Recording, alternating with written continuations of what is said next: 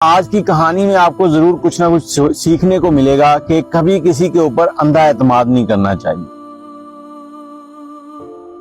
एक घर के 3 फैमिली मेंबर थे, तो उनमें चौथा फैमिली मेंबर शामिल हुआ जब भाई की शादी हुई। भाई की शादी हुई, कुछ महीने गुजरे तो भाई दोस्तों के साथ कहीं बाहर घूमने गया।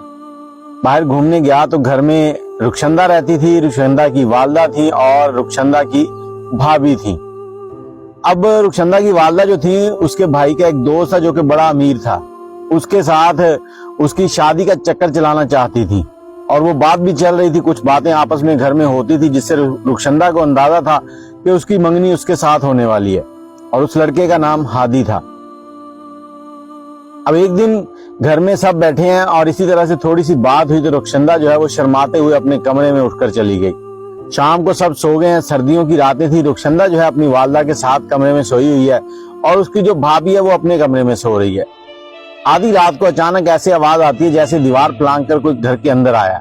रुखसंदा जो है वो तजस्सुस में इधर उधर देखती है, कमरे के अंदर ही, बाहर निकलने की हिम्मत नहीं करती, लेकिन एकदम से सन्नाटा हो जाता है। फिर कुछ लम्हे गुजरते हैं, आधा घंटा या घंटा, उसके बाद फिर वैसी ही आवाज आती जैसे कोई बाहर की तरफ फलांग गया। अब रुखसंदा दोबारा देखती है लेकिन उसको कोई समझ नहीं आती।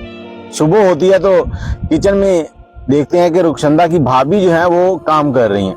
रुखसंदा थोड़ी देर से उठी थी क्योंकि रात को देर से सोई थी।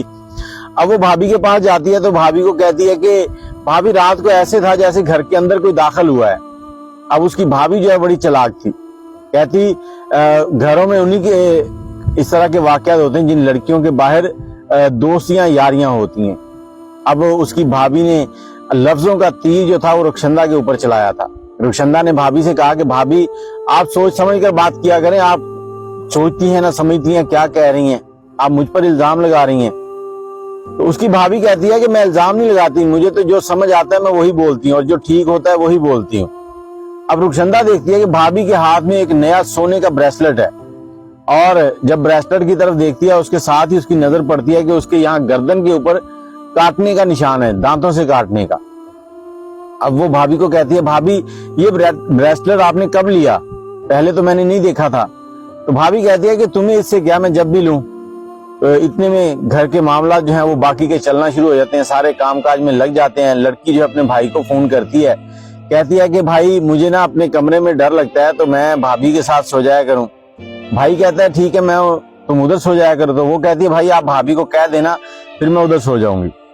वो अपनी बीवी को कहता है फोन करके कि रुखसंदा इधर सोएगी, तो वो कहती ठीक है। लेकिन रात को जब रुखसंदा अपना तकिया और चादर वगैरह लेकर उस कमरे में जाती